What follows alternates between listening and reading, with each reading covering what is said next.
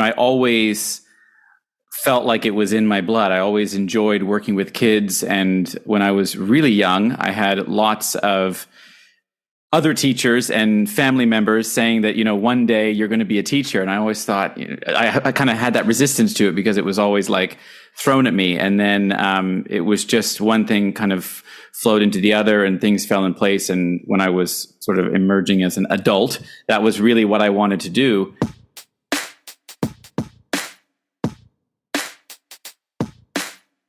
When we work behind a screen, there are very little opportunities for online teachers to connect with other adults. And in order to do so, you have to really make a decision and a conscious effort to seek out those connections.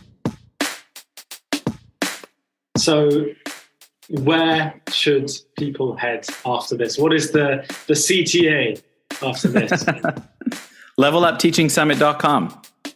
Boom. End of podcast. There it is. And your podcast.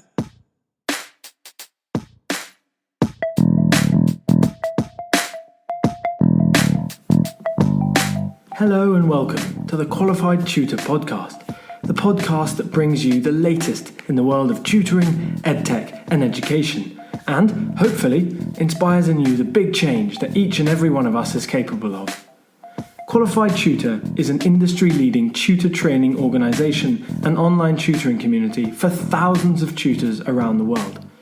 This podcast is the voice of this community, where we aim to hear from tutors, teachers, entrepreneurs, coaches, business experts, students, tutorpreneurs, and more from the world of tutoring about what inspires them every day, how they can help tutors like you, and what they've learnt about tutoring along the way.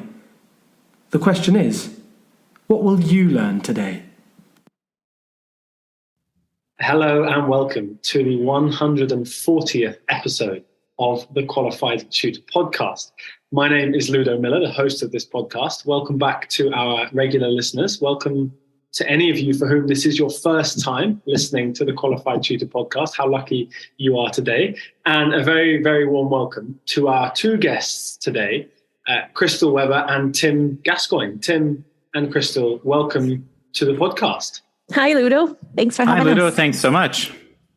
It's not often that I get the pleasure of two guests to join us today, so I'm very happy that there's a little party of us here.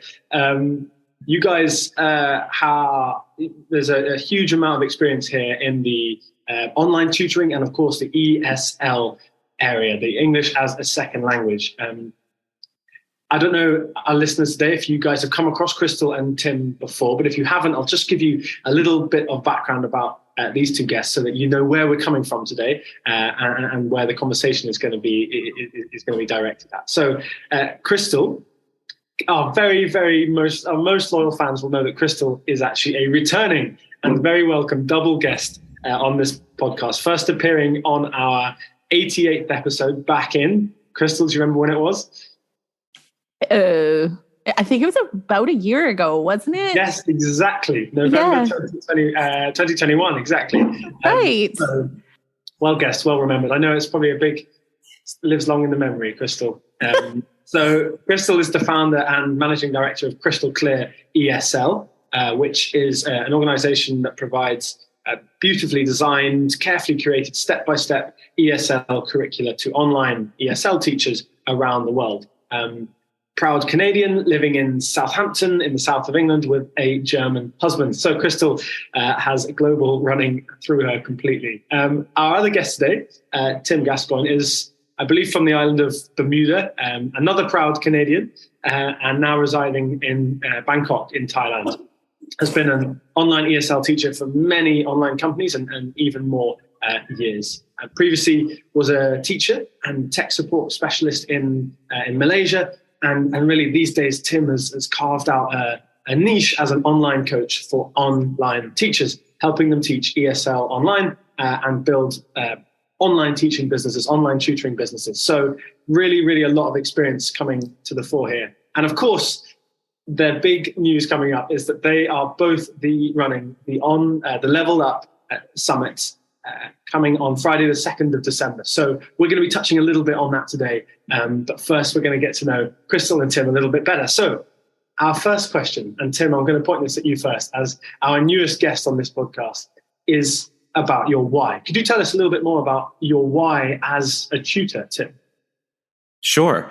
Thanks for the very nice introduction. I got my start in teaching, so I'm a former brick-and-mortar teacher, and I've thought about my why a lot with getting into teaching, specifically when I got started in Canada. And I always felt like it was in my blood. I always enjoyed working with kids, and when I was really young, I had lots of other teachers and family members saying that, one day you're going to be a teacher. And I always thought, I kind of had that resistance to it because it was always like thrown at me. And then it was just one thing kind of flowed into the other and things fell in place. And when I was sort of emerging as an adult, that was really what I wanted to do. And I loved the many years that I taught in different schools and, helping young learners to grow. I always taught the littlest ones, kindergarten and first grade, and then had opportunities to go overseas and got into the ESL world, teaching in China. Really had no experience until I was teaching teaching students that were learning English in these international schools, and got training and got more experience with that as time went on. And then entering the online world, I really wanted to find a different career, to be honest. And I wanted to get into online work. And when I found that you could actually still teach and work online, that was like just the marriage of two things that I wanted to continue doing. So that was sort of the impetus to getting started with online tutoring or online ESL teaching. And that's what I've been doing ever since I resigned from the classroom about 5 years ago. So that's a little bit about me in a nutshell and sort of how I've arrived here. Yeah. So these days you're living and breathing online education. Yes. Yes. Okay. Yeah, for sure. Yeah. And do you find that, how do you find that difference between online and in-person education? Do you find that you've slipped into it and you probably couldn't imagine going back to in-person, or are there bits that you miss about, Sure. There are definitely bits that I miss about teaching in person. And it's not so much actually about the students, but more because I still get to have that student contact. It's different, of course, but I'm used to it now. But it's the colleagues and the community of being in a work environment where you have just a different level of community than you do with online. Yes, I do miss a group of 28 5-year-olds, but I also really enjoy one at a time as well. So, but yeah, of course, I miss like the human interaction, like in the classroom for sure. But there's a lot of things that I don't miss as well about teaching in the school system. So, and I get to not have to deal with all of those things in an online environment where I run my own business. Yeah. Crystal, would you say that some of those things ring true for your experience as well? Oh, so many things. Yeah. I'm actually a brick and mortar teacher as well, albeit secondary level. So my experience is with 11 to 18-year-olds in UK secondary and college environments. And I, after doing that for numerous years, I just found it wasn't for me. There's, the teaching part is by far the best part, but at least in the UK education system, it's so bogged down with non-teaching aspects that the contact time and that spark of enjoyment became such a small aspect of what I was doing. So I came away from that originally just to have a break, to have kids, and that break turned into, quitting. Basically, I didn't go back. And that was partially because of how I felt about brick and mortar teaching here. But it was partially because at the time when I was ready to get back into the career world, the online teaching industry was up and coming. And like Tim said, it fills so many of the gaps for a teacher.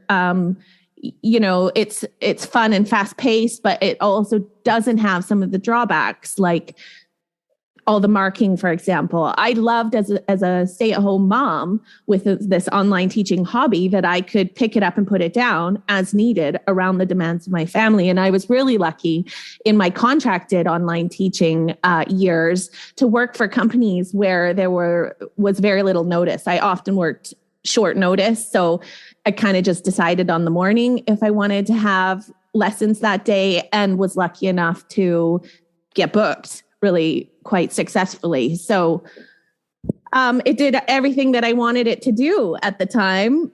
And I really love it. I do still teach a little bit now, freelance, but obviously my main time suck is the curriculum business. So yeah, it's like the best of everything at the moment. But in terms of a why, I think it's almost exactly the same as Tim.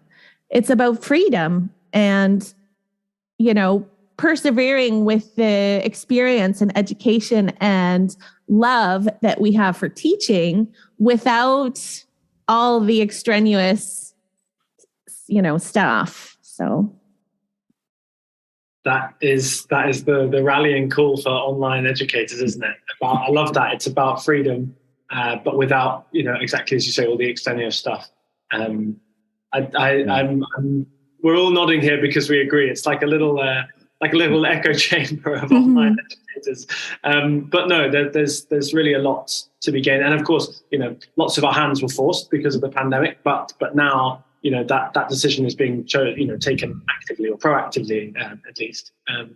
So, just mentioning the pandemic there, really, I mean, we're now towards the back end of 2022, and, in large parts of the world, the pandemic has kind of come to a little bit of an end. Where are we at? Where is the online ESL market at this stage in the year? Crystal? I don't know. People ask me that, and I feel like while I'm overall an optimistic person, my view of it is a little pessimistic, because I think that the pandemic went hand in hand with significant changes to the China ESL market. And that really rocked our industry. And initially produced a massive surge of teachers turning freelance and excitement and, people concentrating on professional development and business building and so forth. But I think in the year plus since then, since the fallout of the China market, it's really subsiding in terms of people are understanding that freelancing is hard work, that the pay rates for contracted teaching have been driven down, and that the skill set of a teacher does not automatically mesh with the skills required to run one's own business. So I would say that the market is constricting at the moment. And I also speak from the curriculum side, in that there seem to be less people turning to freelance than there were a year ago. What do you think, Tim? Well, I'll throw the optimism in. Okay. Maybe a bit. I agree with what you're saying for sure.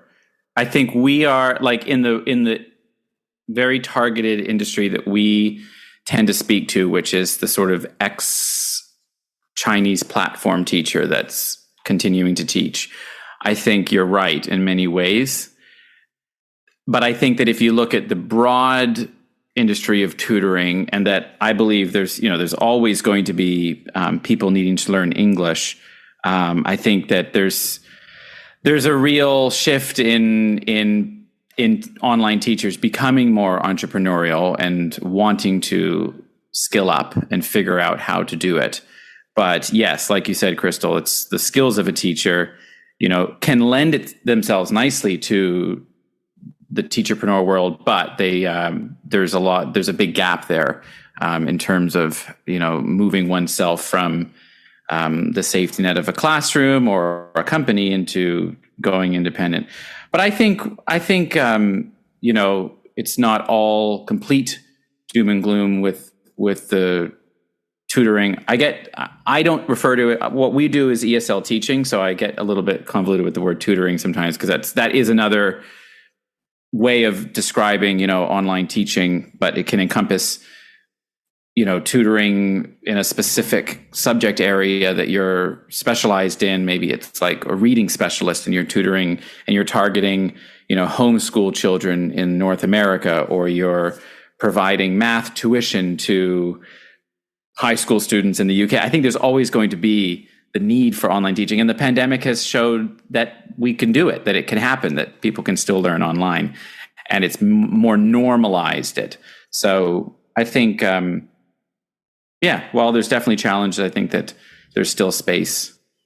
Yeah. And I think you're right with that too, Tim. Like, one of the great influences of the pandemic in normalizing online learning and teaching and learning is also that the technology is coming on so quickly. Would you guys agree? Like the advancements in online classrooms and tutoring portals and all the infrastructure that we need for business are just coming on so fast. It's remarkable and great.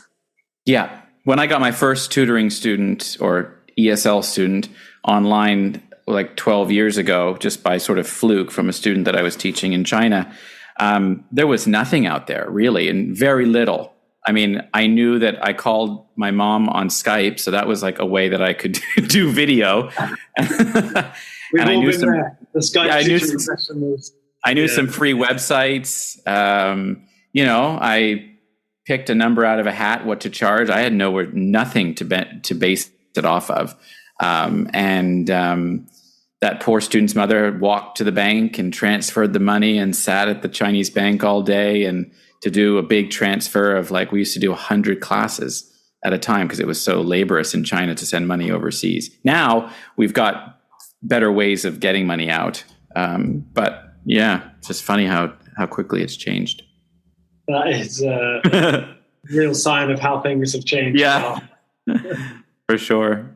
So how do you help? You were talking there, Tim, about supporting the community of ESL teachers to move from just being a teacher in a classroom to suddenly being a teacher online. But we know that also means that you're a bit more of a business. You are sort of one man, however many people in your organization man. Right. How do you help people do that? What does your current role as an online kind of tutoring, teaching coach encompass? Sure. So I have basically just taken my audience on YouTube through my journey of working for companies and then doing the transition to independent teaching. And I already had some business skills from trying different online things and also having a handful of students over the years privately. So, that's what I have done through my YouTube channel, is to take people along my journey and give them kind of everything that I know. And then I packaged it all up into sort of a coaching course, I guess you could call it, where I help people sort of from the beginning stages to launching with their students, talking about marketing, choosing curriculum, establishing your prices, having a brand online, how to convert students, all those types of things that go into it when you want to go out on your own. So that's kind of my role, I think, with, but I'm sort of a resource. I see myself as a resource for online teachers to, learn about companies, because I've sort of done all of that and I've researched it all, and I'm a channel of just different information about lots of different things. So, yeah. And when you recommend curricula, do you recommend Crystal Clear ESL's curriculum? Well, I do use her curriculum, so yes, I do. I do. It's funny how I have to say that all works. That is the truth. That is the truth. I know, but I do use her curriculum and speak highly of it. So I do recommend her curriculum. Yes. Thanks, Tim. With thanks to our sponsors this week, Newman Tuition, and their founder, Zach Newman. Hi, this is Zach from Newman Tuition. Educating young people and helping them to fulfill their potential is one of life's great joys. If you are a high caliber individual who shares our passion for teaching, then we would like to hear from you. We are committed to gathering together tutors who have strong academic records, an enthusiasm for teaching, and excellent interpersonal skills. This is why we seek only the best tutors to join our network and why we are recommended by the Good Schools Guides. To join our team or to find out more, please visit newmantuition.co.uk. So, I mean, you both of you, Crystal in running Crystal Clear ESL and knowing so many ESL teachers, and Tim in being a coach for people who are plotting the same path as you did many years ago. Mm-hmm. You must see that some of the challenges that online tutors face or online ESL teachers face. Could you just give us a quick overview of each of you of some of those that you see, and crucially, how to overcome them, how to move past them? Because that's what I love this podcast to be about, is providing those little tips that take people from A to B in small, manageable steps. So, Crystal, if we could start with you, what are some of those obstacles and how to get past them? Well, I think one has already sort of presented itself, and that was when Tim was saying about his transition from brick and mortar teaching, and that one of the things that he misses or that would draw him back is that sense of community with other adults. And that's big, because when we work behind a screen, there are very little opportunities for online teachers to connect with other adults. And in order to do so, you have to really make a decision and a conscious effort to seek out those connections. So it's big for me. I'm kind of an extrovert. I love to socialize. And that has been, if I get like a client messaging me with several questions, I do get chatty with them, and I do, share about my day. And I have developed friendships with clients in this way, doing things like what you do, Ludo, with the podcast and inviting speakers, and then, keeping up those relationships is really cool. But also any settings that are provided. And there are, if you look, there are settings provided for online networking or meetups or socials or, collaborations, and jumping in. I think another great way would be to admin or to become a moderator in an industry relevant group, because then you sort of are thrust in with the other admins or moderators to collaborate and to plan for that group and to bounce ideas off each other and just to build relationships. So there's lots of ways to do it, but I do think for most of us, it's important to keep that up and to keep that sense of, self as an adult alive. Yeah.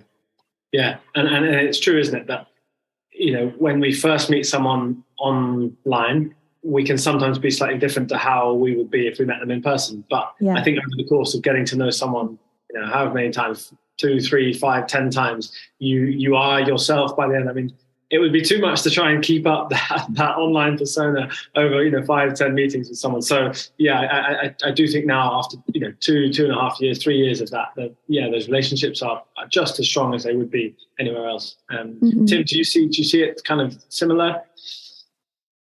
Yeah. And I would add to that, if someone's listening and they feel alone in this space, like, just reach out to someone. I think online teachers are tutors are some of the friendliest folks to want to help. And we can get into some Facebook groups, let's say, for example, that are maybe drama filled at times or whatever.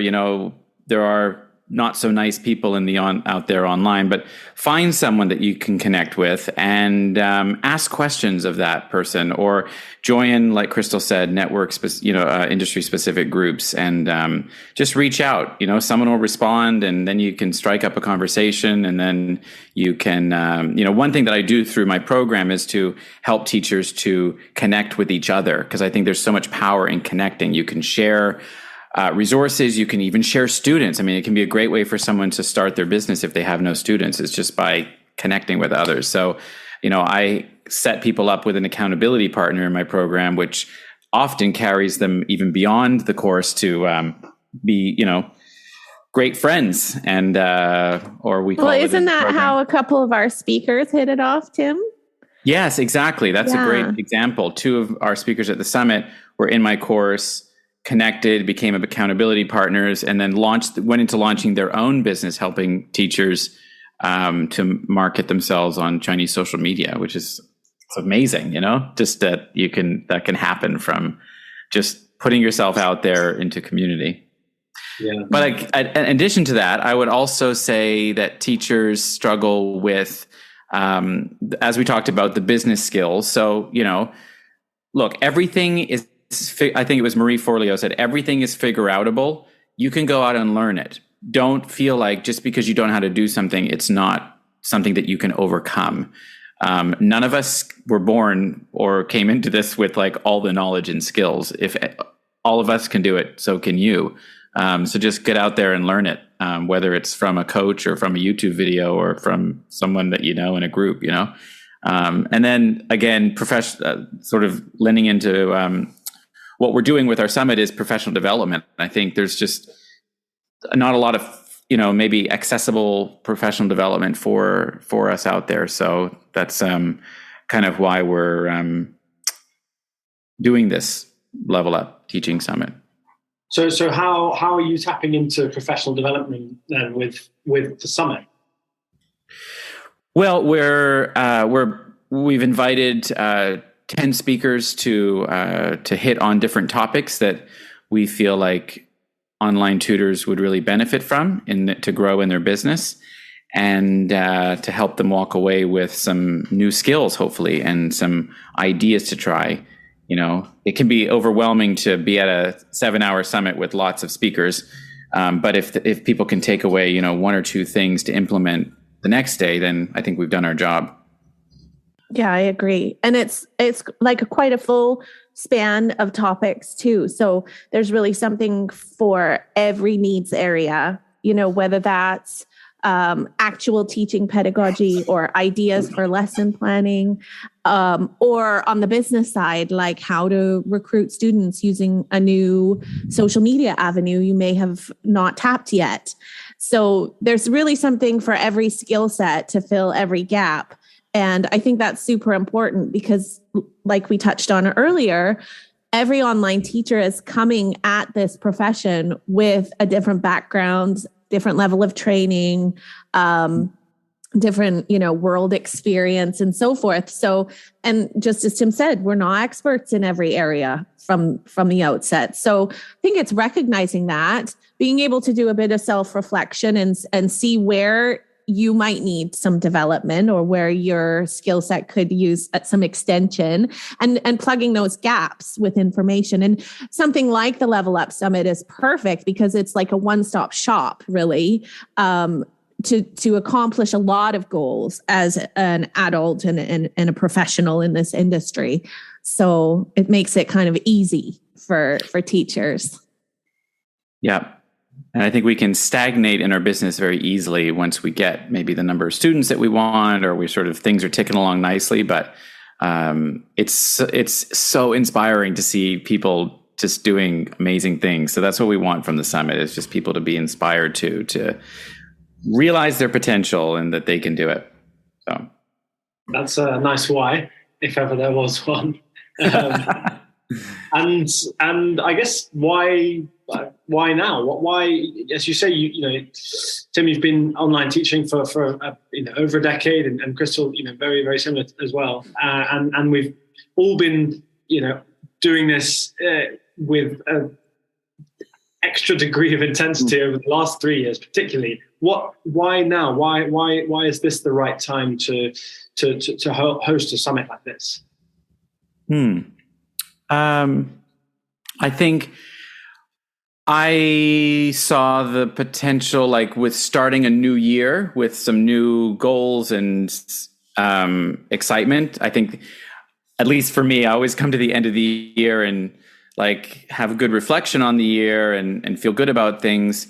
And then I sort of sometimes feel like I'm starting the next year like just with a little bit of, I don't know what the word is, drudgery, or just, it feels like, I don't know why the new year does that, but it just sort of feels like I'm like starting from scratch again. But I think that the summit will just give people some good motivation going into the holiday and starting the new year with a bang. But I don't know. I've always thought like that I would like to sort of put together a summit at some point. But it was, just a project that Crystal and I kind of created together over the last several months, and it's been really fun. Well, part of it for me is kind of what you said, Tim, about a fresh start, but in a wider sense. I think we're coming off of such a tumultuous time that a lot of people maybe are, reflecting and thinking that it's time we finally have the capability to sort of pick up our businesses and dust them off and take the next steps with a fresh outlook, fresh goals, and fresh knowledge to back us. So in terms of the timing, a lot of it had to do with post-pandemic, no more excuses, and a fresh outlook for me. Mm-hmm. Yeah, well, I think if you're able to show, if attendees are able to see that program come together as one, as you say, and those areas, different areas you talked about coming together, then that is a hugely inspiring thing. I mean, the being able to learn something new about how you run your business, like if you could tell an attendee afterwards who's just picked up a new skill that they can implement in their business, how much would you pay for that? They would put a figure on that. And as far as I'm aware, is a free to watch live this summit. That's right. Yeah, we're really lucky to have some great sponsors like Klassen and Tutorbird that are enabling us to offer everything for free. So people can just log in live on the day. We'll publish a schedule in advance. They can, plan their day around wanting to see specific speakers, and there's no charge to do that. Yeah. So where should people head after this? What is the CTA after this? levelupteachingsummit.com. Boom. End of podcast. There it is. And your podcast, yes. Level my up YouTube channel and Crystal's curriculum. Yeah, exactly. Go. levelupteachingsummit.com, yeah. And the ticket option that you want people to purchase to access is that free option, is it? Yeah, that's right. They can get the free ticket. We're offering an upsell where they can get the recordings and some exclusive gifts from presenters. But if that doesn't suit someone, they can just join for free and click a link on the day. It's as easy as just clicking a link, and you'll be able to watch for free. But if you're not able to attend, we have that option to get the recordings. That's right. And it's so easy because, you can just log in with your phone, put your earbuds in, and listen to presenters as you get on with your day. Like there's no, commitment to participate if you don't want to, or show your face, or, use the chat. It's literally like take it as you want it type thing. Yeah. Awesome. It's got the Educators Day in mind, which I really love, which is, I'm sure, as you know, every educator has a busy, any online educator is probably filling their day with things. So planning around that or organizing an event that can be, slotted into that day is awesome. So that is Friday, the 2nd of December. You've got a little over just around 10 days, listeners, to get that into your diary, to make it work, and to join Crystal and Tim on the day and to follow that program. Of course, you can find the program and all the speakers at levelupteachingsummit.com. And now, a brief word from last week's guest, Jason Priest, whose episode you can catch after this. It was a real pleasure to be invited onto the Qualified Tutor podcast. It's not really something that I've done before, and was something that I was maybe a bit nervous about going into, but Ludo was a great host and totally put me at ease. He was really easy to talk to and ready with some well thought through perceptive questions that prompted me to consider some of the key principles of our business that I maybe hadn't had the chance to articulate before. It was also a really great way for me to reflect on our current practices at the Tutor Index and to think about the direction that our business is taking. If you're thinking about appearing on the podcast, you should definitely get on it. It was loads of fun and definitely a great way for me to sort of expand my horizons. Thanks again for having me.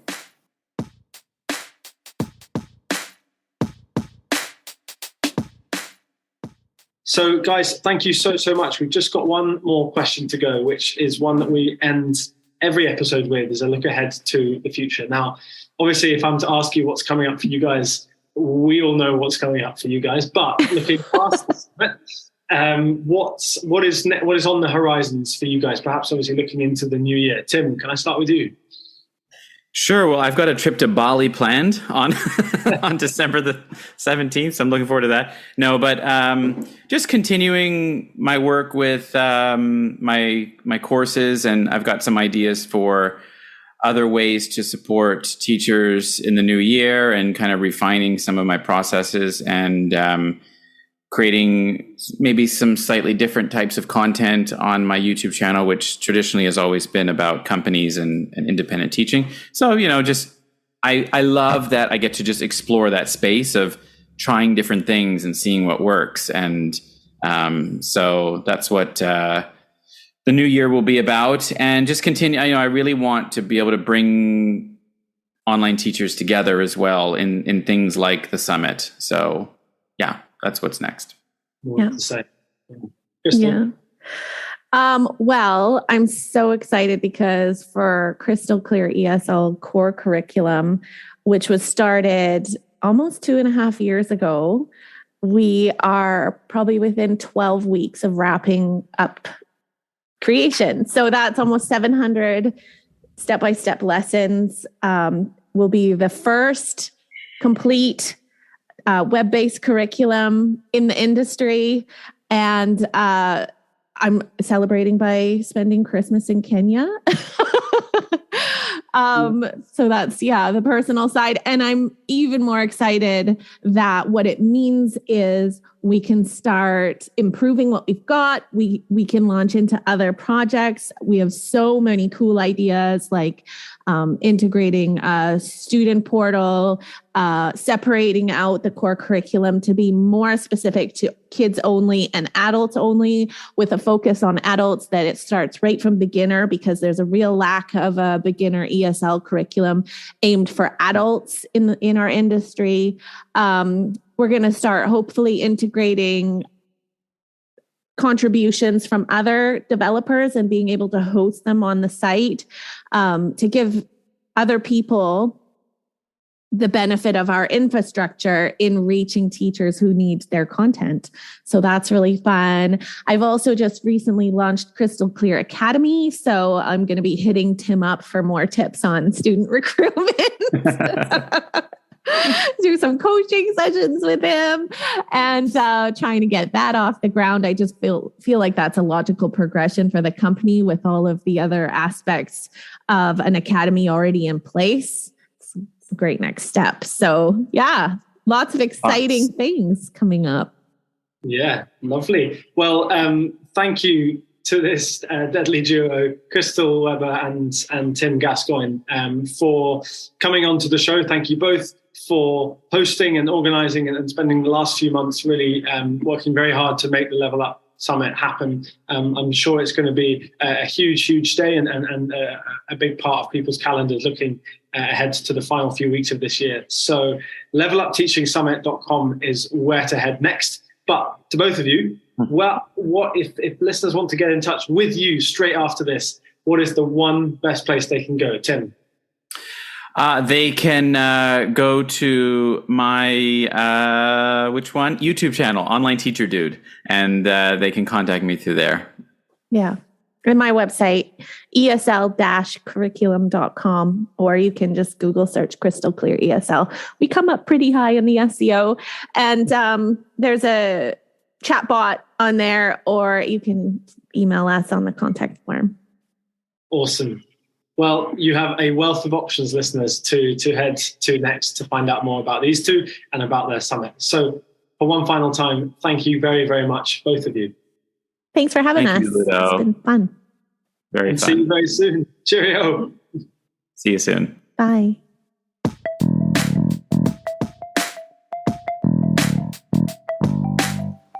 Thank you for listening to this episode of the Qualified Tutor Podcast. Your next step is to check out the Love Tutoring community, and in particular, Love Tutoring Community Connect, a new premium membership space which will serve all your subject-specific CPD needs alongside a friendly, professional community space that meets regularly. Visit qualifiedtutor.org/transformational-training to find out more about our CPD accredited Level 2 safeguarding and off-qual recognised courses, the first of their kind in the tutoring industry. See you there.